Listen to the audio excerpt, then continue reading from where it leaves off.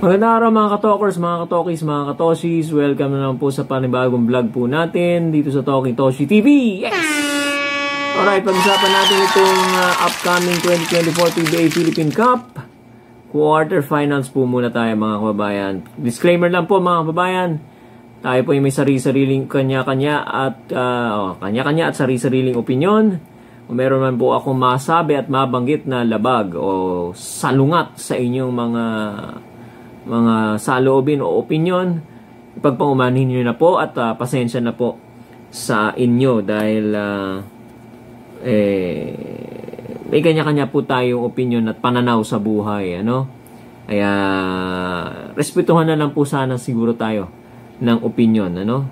At wala naman po tama o maling analysis tungkol dito sa mga laro, pairings ng Philippine Cup quarterfinals, ano? Sana po ay naunawaan niyo po ang mabuting layo ng ating pagbibigay ng opinion at analysis tungkol dito. Okay.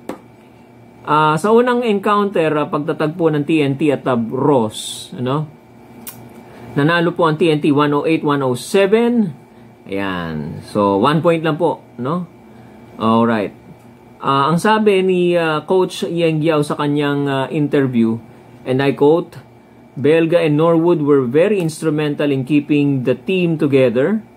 Their leadership was part of the reason we kept things together in difficult times." Kung matatandaan niyo po kasi mga kababayan, 4 na sunod-sunod na talo ang kanilang sinimulan, ano? Simula siguro nung nagkaroon ng pep talk, ano, or motivational sessions, no? Etong si Bo Belga at saka si Gabe Norwood nagbigay ng mga inspirational talk, ano? Nagkaroon ng turning point, nagkaroon ng pagbabago, no? Tungkol dito sa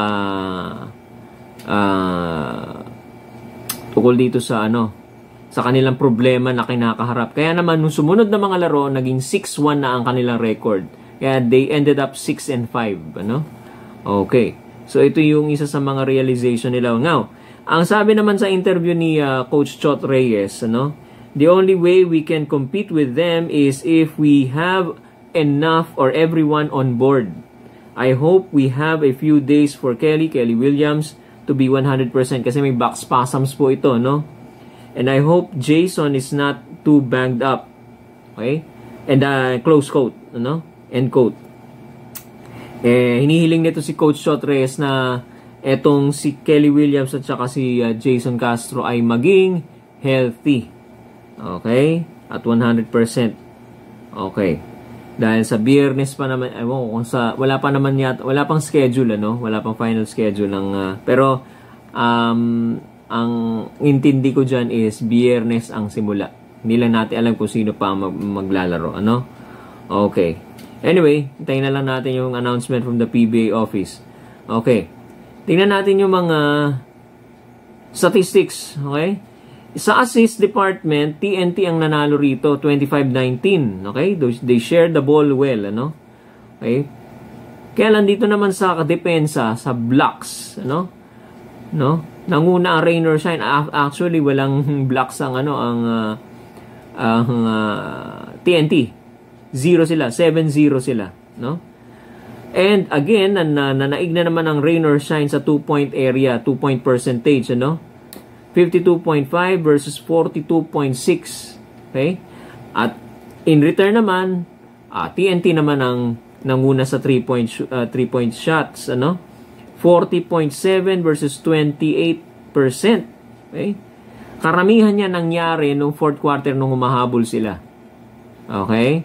33% as against 0. Walang na-shoot na 3-point shot ang rain or shine. Okay? Now, tingnan natin kung sino ang responsible for the good shooting ng TNT that time, ano? Okay. Kung natatandaan nyo si Kim Aurin.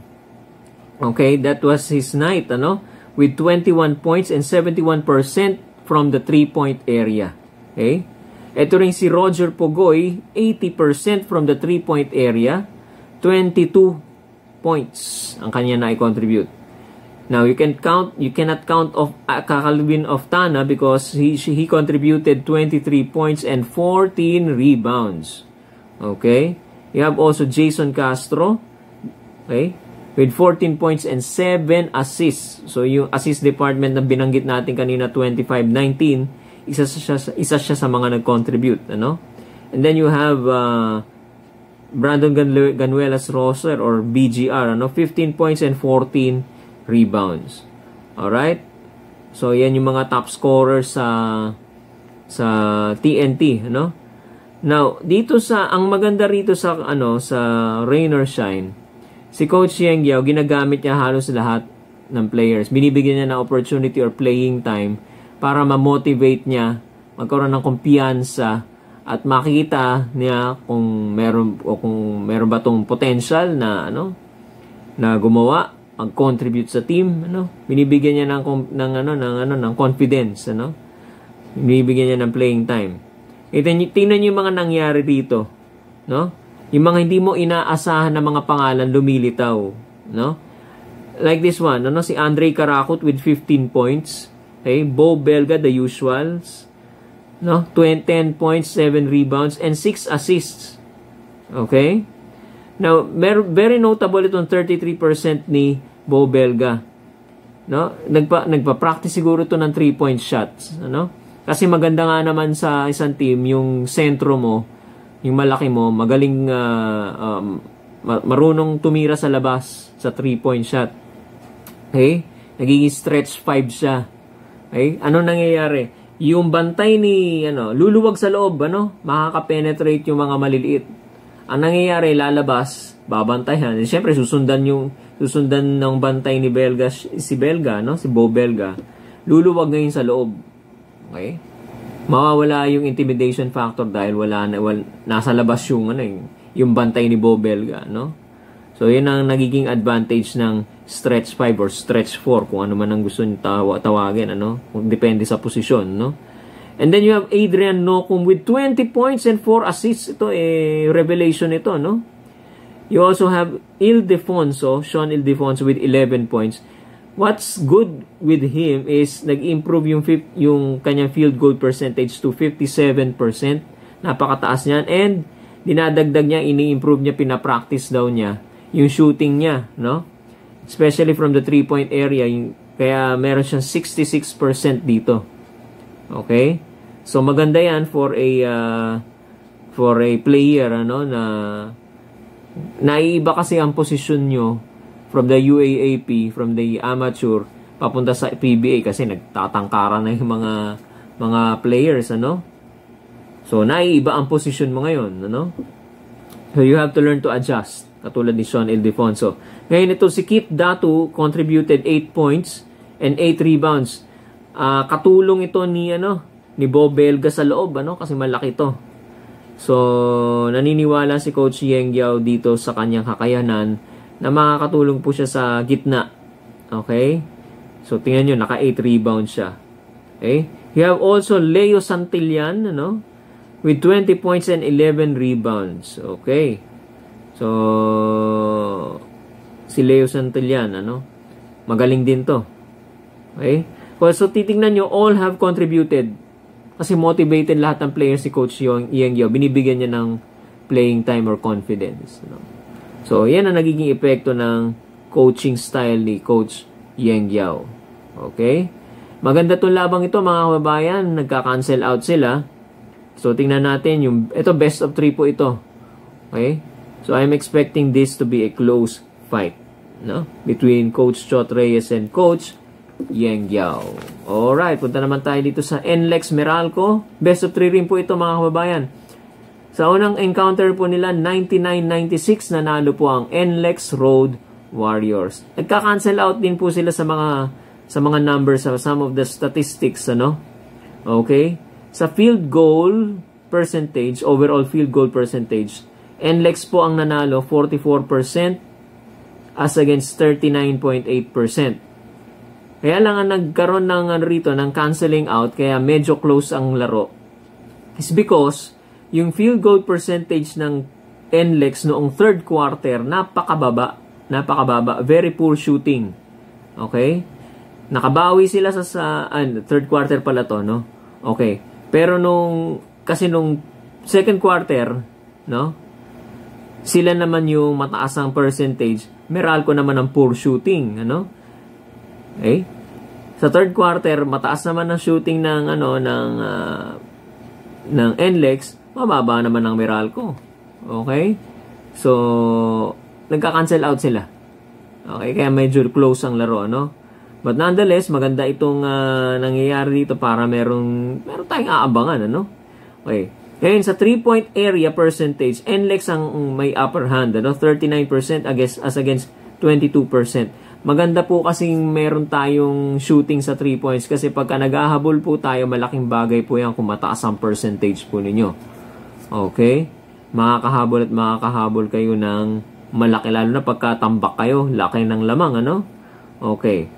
Ang responsible dyan sa mga isa sa mga nag-contribute sa 39% ng 3-point shootout or 3-point percentage, ano, ng NLEX is si Robbie Herndon. Kaya sinasuggest natin, sana laging gamitin ni Coach Frankie Lim itong si Herndon. Bigyan niya ng license to shoot, no? Yan naman talaga ang laro ni Robbie Herndon magmula nung nasa San Miguel siya, no? Okay? So, bigyan niya ng opportunity. Shoot lang na shoot. No? Di pa aling mintis. Papasok din yung tira mo. 75% ang kanya na i-contribute. So, malaki, no? Okay. Punta tayo ngayon dito sa mga main scorers sa Meralco. Newsome with 22. Raymar Jose with 14. Raymond Almasan with 13. Alain Maliksi with 12. Cliff Hodge with 10. No? Okay. Ngayon si Alain Maliksi, ito ay wag niyong pababayaan sa labas ito. Strict shooter ito no? Okay? Basta parang ang ganda ng forma kasi ng tira niya kasi, no? Kaya sukat na sukat yung ring at alam niyang papasok yung tira niya. Okay? So wag na bantayan nila maigi to, wag nilang pababayaan sa labas. Bigyan respeto ang pagtira nito sa labas. Okay? Dahil papatayin kayo nito. Mapa 2 points at mapa 3 points lalo na, no? Si Cliff Hodge has the potential of making it high, ano? Katulad niya, the last outing siya ang best player, siya ang gumawa, ano? Okay, well, the usual suspects are there. You have Chris Newsome, okay? And you have Raymond Almasan in the center, ano? Dito naman sa NLEX, one-man scoring machine, okay? Ganito ang nangyayari kasi sa NLEX, ano? Pagka si Bolick lang ang gumagawa, si Robert Bolick lang ang gumagawa at walang suporta ng ibang kanyang mga kasamahan, usually natatalo sila. Pinababayaan na lang ng mas mabuti na yung ganon, yung kalaban, ano? Ganon ang mentality, ang mindset. Okay na pabayaan nyo ng mag-score si Bolick, basta wag nyo lang pag-i-score rin yung kanilang mga kasama. Okay? Dito very close yung game. Okay? Kasi bakit? Binigyan ng opportunity, nabigyan ng opportunity ng max score yung mga kanyang mga kasama rito. Okay? Although malayo rin yung numbers niya, pero still nakakontribute. Ano? 26 points si Robert Bolick dito. Si Valdez with 12. Nermal with 11. Herndon with 9. Semerad with 9. And Dave Marcelo with 7. Okay? So, at least nakakontribute siya. Although, ang talagang main man nila talaga rito, talagang si Robert Bolick, ano? Salaksak kung salaksak. No? Alright. So, yan. Ito, I'm expecting another close game here. Tulad nitong game nilang 99-96, no? Okay. Ano po ba ang recipe to success? Ayon sa interview ni Frankie Lim, kay Frankie Lim, and I quote, "It's our preparation going to the game. Okay, we make sure the team is ready. Game plan is crucial. We also make sure they know why we do stuff," or yung reason bakit sila nandoon, ano? Bakit ganun ang game plan nila. Okay? So the secret for success is preparation, no? They know the game plan. Okay? Pagka lumihis ka doon sa game plan, medyo magkakaproblema tayo sa laro natin, ano? Hindi tayo magiging successful, hindi tayo mananalo niyan, ano? Okay. So, yan ang more or less na makikita nating preview sa NLEX and Meralco. Abangan po natin yan. Best of 3 rin po yan, mga kababayan. Ano? Ngayon, punta tayo dito sa mga twice to beat advantage. Barangay Ginebra San Miguel versus Magnolia Hot Shots. Ito po yung tinatawag nilang Manila Clasico. Alam niyo po ba naging comment ni Coach Tim Cone? Kung maiiwasan at maiiwasan din lang naman namin sila ganito kaaga, ay may iwasan namin sila. Kaya lang, nangyari na eh. Yun na yung nakatadhana, parang gano'n, ano? Medyo malaman yung sinasabi niyang yun. Ano kaya ibig sabihin niya dun? Ano? Okay. We could have, sabi niya, we could have met them, played against them the latter part pa, no, of the conference, ano? Kaya lang, ito na yun eh. Nandyan eh, parang ganun ang sinasabi niya. So, ano kaya ibig sabihin nun? Ano? Malaman, ano? Okay. Punta tayo sa statistics ng larong ito. Field goal percentage, Ginebra nanalo 41% to 35%. Almost all of the players, individual players ng Ginebra, kung titingnan nyo po dito sa larong ito, almost at least 40%. Napakataas, ano? While Magnolia had a very, very poor shooting in this game, ano? Okay, so i-improve nila dapat yung field goal percentage nila. Pataasin nila, no? You have your assist, Ginebra pa rin ang nanalo. Alam niyo ang sikreto sa assist, yung pag magaling, yung maayos magpasa, sharing the ball, luluwag yung depensa ng kalaban. Okay? Malilito, hahabulin nila yung bola kasi kanino papasa. Litong-lito na yung depensa ng ng kalaban ninyo, no? At ang bottom line niyan is may malilibre at may malilibre diyan. Okay? So 26-16 ang laki ng lamang, ano? Okay. So tingnan natin itong mga scoring, individual scoring ng Ginebra, no? You have Pringle with 17, Aguilar with 16, Maverick and Hamisi with 16. Sino to? Malonzo with 11, Christian Standhardinger with 11 and 14 rebounds and 7 assists bukod kay Pringle with 6 assists. So silang dalawa nag-contribute sa 26. And Sydney Onwebere with 8. Alam nyo, ang gusto kong makita rin itong laro ni Sydney Onwebere. May potential ito palagay ko eh, no? Dito 8 points lang siya, no? Pero I can see a potential. Gamitin ni Coach Tim Cone ito. Baka meron siya makuha. Try lang natin, mga kababayan. Try lang po niya. Okay? Alright? So, gamitin sana si Sydney Onwebere. Magaling din namang matinurin namang player ito. Okay? Yan. Ngayon dito sa sa Magnolia, okay, Sanggalang with 17, Halalon with 15, Poli with 12, Baroka with 11, Tratter with 10, and dito ako nagtataka, Abueva with 4. Ang layo na nung sumunod. Okay? Alam niyo mga kababayan, gusto kong makita to si Calvin Abueva is iangat niya yung laro niya. Hindi ko pa siya nakikita nagkakaroon ng very, very big game. No? Gusto ko sana makita siya na katabi niyang nakaupo si Coach Chito Victolero doon sa interview dahil best player siya once or twice. No? Dapat mag-step up siya. Buhayin nila yung pinatubo duo. Trio kasi dati yan. Okay? Yung pinatubo duo. Yung si Abueva, nasa San Sebastian sila, Abueva Sanggalang, malupit na kombinasyon yan, At yari ang mga kalaban pagka binuhay nyo yan, si Sanggalang lang gumagawa lagi, halos lahat, Kundi si Sanggalang, si Baroka. Okay? Si Abueva medyo parang, inuuna niya. Natin alam, Pero sana mag-step up siya. Okay? Alright. Abueva with 4. Okay. Iyan ang storya nung Ginebra Magnolia. Ang final score pala dito, 87-77. 10 ang lamang ng Barangay Ginebra. Okay? So, yan ang mga gusto dapat tingnan ng Magnolia. Hot shots. Okay? Improve on their shooting percentage. At si Abueva medyo iangat-iangat ang laro, para manalo sila.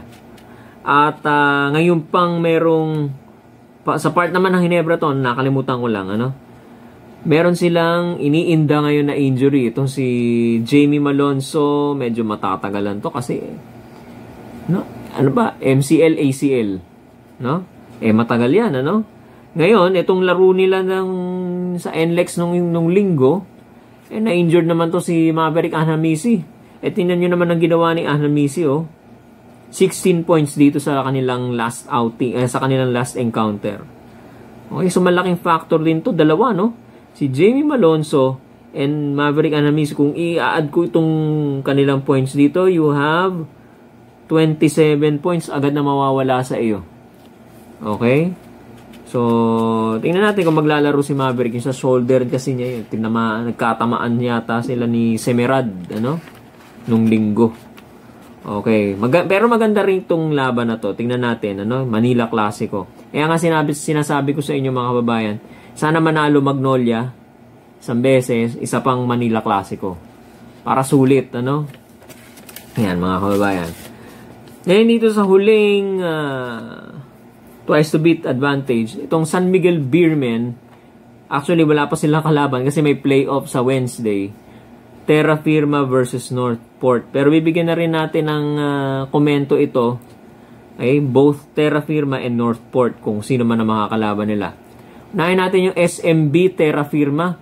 Nanalo ang SMB rito. Kaya lang 3 points lang lumaban ng Terra Firma rito. Okay?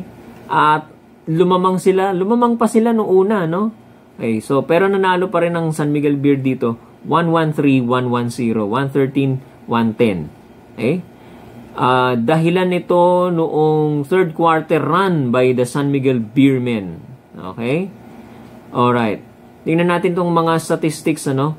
Sa first and second quarter, nanguna ang Terra Firma, would you believe, ano? Sa 3-point shooting. Okay?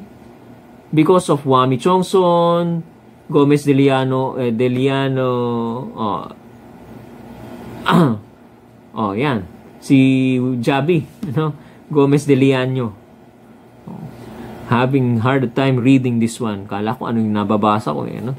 Anyway, si Isaac Go, ayan, isa sa mga magagaling na mga stretch 4 or stretch 5, ano? Para siyang Rani Del De Ocampo, Meron siyang tira sa labas pero malaki, no? Si Andreas Kahilig, dumitira rin sa labas yan, no? So, sila nag-contribute do sa 47.4 noong first to second quarter. Ngayon, nung rumatsyada nung humabol, rumatsyada ng 3 points naman ang SMB nung third quarter, naging 50% naman sila. Okay? So, because of CJ Perez, Mo Tautua, and Marshall Lassiter. Okay? Yan. So, umangat ang 3-point shooting ng San Miguel ng third quarter. Nakahabol sila, no? Now, sa turnovers, okay, napakaraming turnovers ng Terra Firma. 15-9. Okay? Yan. Now, tingnan natin ngayon to. Yung points from turnovers. Kasi yung turnovers, pagka galing sa turnover yung kalaban mo, makukuha mo yung bola, makaka-score ka ba? Ayan, yun ang tanong dyan. Okay, paano nila, ilang puntos yung na-convert nila from the turnover nung kalaban nila? Okay. Parehong 11 Okay, pero sino mas efficient? Ang Terra Firma, 9 turnovers. 9 lang. Kasi from the reference ng ng Beermen. Siyam lang ang turnover ng Beermen, pero nakapunto sila ng 11. Samantalang ang San Miguel Beer, 15 agad, ang laki-laki. Well, you should expect more, no? Kasi 15 yung na-force mo turnover, dapat mas maraming puntos yun. Kaya lang 11 din. So, sino mas efficient? Di Terra Firma. Konti lang yung from a little amount, no? Maliit lang ang source mo, okay? Pero na-convert mo siya sa mas malaki, parang tubong lugaw, Nag-11 points ka out of the 9 turnovers ng San Miguel. So, mas efficient ang Terra Firma dito, no? Bagamat sila may 15, pero yung points from turnover sila, doon naman sila bumawi, no? Okay. So, very, very close itong larong to, no? Sa steals naman, okay, sa steals, you have SMB. Okay? 7-4. That's because of Junmar Fajardo and who else? Chris Ross. Okay? The man of steel. Alright. Sa scoring naman, you have Perez with 25, Mo Tautua with 24, okay? Junmar Fajardo with 20 and 17 rebounds. Okay? Terence Romeo with 16, Jericho Cruz with 9, Vic Manuel with 7. Dito medyo si Marcio Lassiter. Medyo itong mga last games ni Marcio Lassiter, medyo minamalas, inaalat yata ang shooting niya, no? And then you have Don Trollado with 5, ano?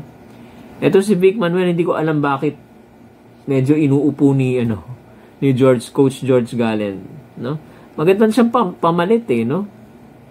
Sa mga kay Mo Tautua, no? Okay? Pwede siyang 4 No, hindi ko lang alam bakit may ininda ba siya injury or dinadahan-dahan lang siya. Hindi ba siya 100%? Okay? Yan natin kung magagamit siya dito sa seryeng ito. O sa quarterfinals, ano? Okay. Ito namang terra firma. Okay? Wami Chongson with Wami Chongson with 24 points. All right. Gomez De Liano 21 points. Isaac Go with 21 points. Would you believe all of those 3 guys nasa 20s, ano? Ang lakas nito, no? Stephen Holt with 18. Okay? Carino with 9. Andres Cahilig with 6. And Sanggalang with 5. Okay? Yan. So, magandang kombinasyon nitong, 4 sila actually rito, si Stephen Holt pa, no? Isama na natin, 18 points, ano? So, kung ito lang ay magpapatuloy lang sa ganitong kanilang scoring, consistent scoring, tingnan nyo naman, 24, 21, 21, 18. Total of 84 points agad to. Okay? So, may 84 points ka kaagad. Okay? Kung maganda ang laro nitong 4 na to, sabay-sabay sila. Napakagandang team na to. Okay? So, yan. Pwedeng manalo ang Terra Firma over San Miguel Beermen. Okay? Tandaan nyo, bilog ang bola, mga kababayan. Maraming beses na merong nangyayari. 2 beses na sisilat ang number 1 seed, number 2 seed. Kaya, don't count out Terra Firma. Alam nyo itong, ito, aminin ko na, real talk tayo, no? To be honest, ano? Bago tayo magsimula doon sa Northport. Mas preferred ko or mas nakikita kong may potential na magiging kalaban ng San Miguel dito is Terra Firma. Okay? Ang lakas ng lineup ng Terra Firma kung titingnan ninyo. Okay? Yan. So, tingnan natin sino man nanalo sa playoff sa Northport at saka Terra Firma. Okay. Yung Northport saka San Miguel, naku, tambakan naman ito. Okay? Yung 20 na lamang nila rito, it doesn't show the whole story. Kasi lumagpas to ng 30 Yung lamang nila, pinahabol na lang ng bumaba na lang yung lamang, pinahabol pa. Ayun nga ang comment ni Coach George Gallen dito, pinahabol nyo pa. Okay? Pwede namang hindi na. Okay? Medyo bumababa to ay more respectable score, 120 to 100. Okay? So, sa field goal percentage, nanguna ang San Miguel Beer. We'll be expecting San Miguel Beer to lord it over Northport Batang Pier, Kasi, sabi ko nga sa inyo, umabot ng 30 ang lamang dito. So, 45% San Miguel Beer, 34% sa field goal percentage. Okay?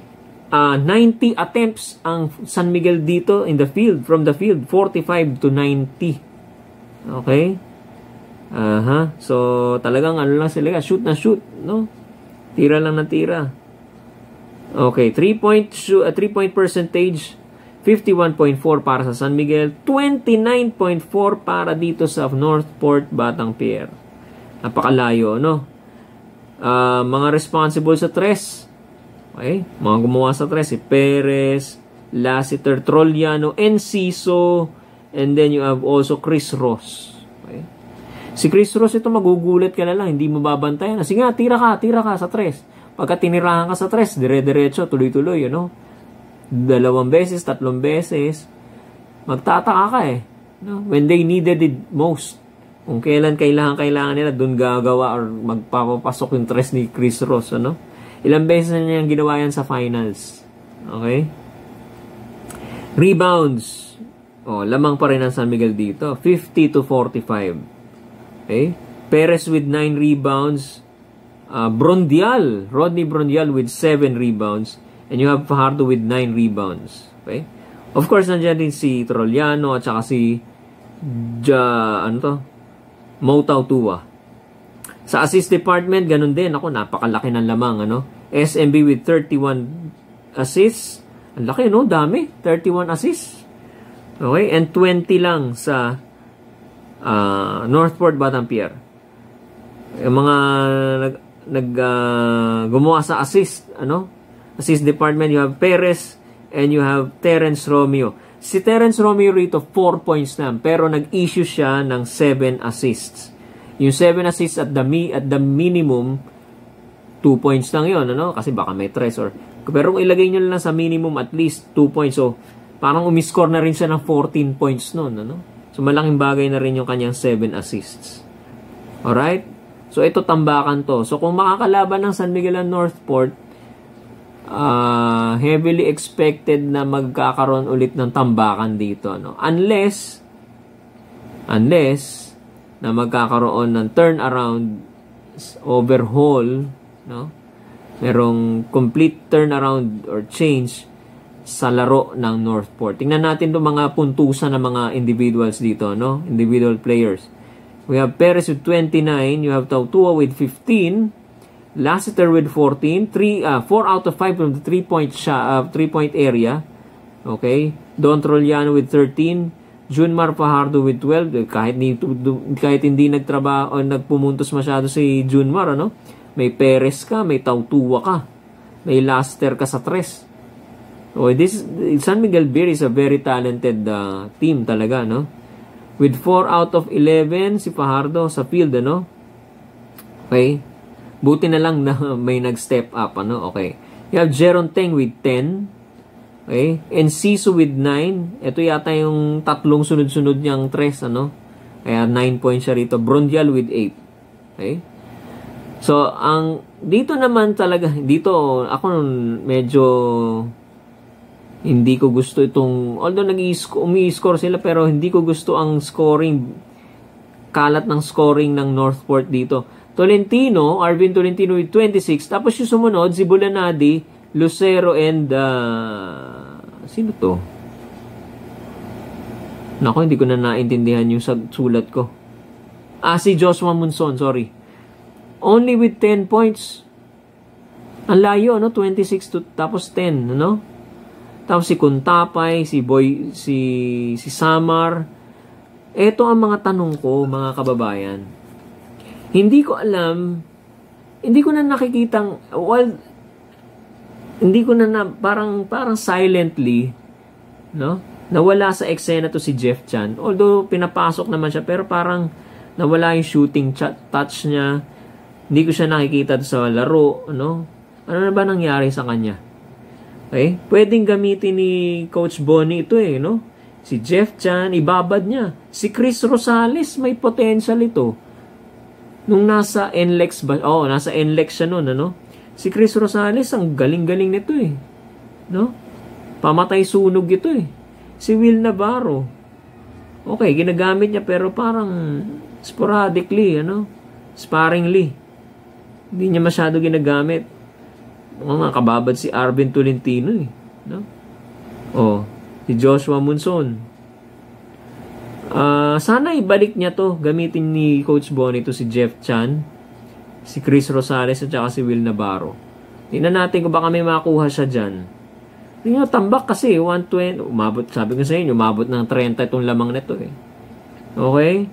So kung ako naman, tingnan nyo, yung first 4 na scorer kung kukompare nyo yung Terra Firma at saka Northport, sabi ko sa inyo, inad ko 24, 21, 21, 18, 84 points versus do sa 26 tapos 3-10, 56 points lang. So, sobrang yamadong-yamado ang Terra Firma sa Northport kung maglalaban sila.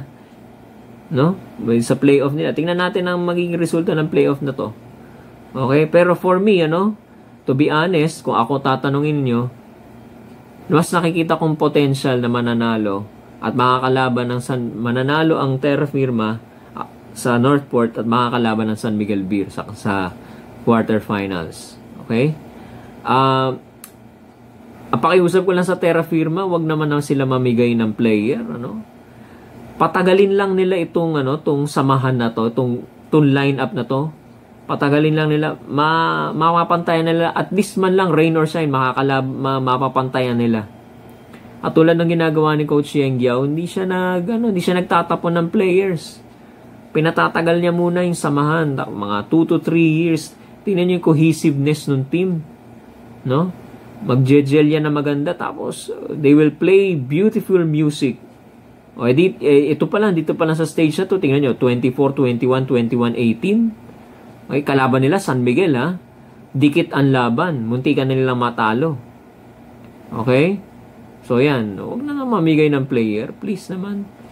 Okay, at mas nakikita ko mas athletic itong mga, si Stephen Holt, athletic, okay, mas athletic ito, mas maliliksi ito kaysa dito sa mga player ng Northport. Okay, Northport parang tentative ang laro ang galawan, ito sa akin lang naman, so sa akin mas nangigibabaw, mas malaki ang lamang ng Terra Firma na makakalaban ng San Miguel Beer dito. Akin lang yun, based on the statistics that I have here, okay.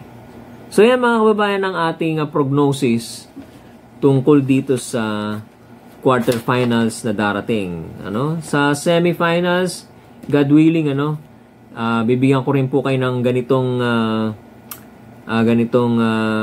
pagtalakay, hanggang sa finals, maggaganito tayo, Alright, abang-abangan nyo lang po yung ating mga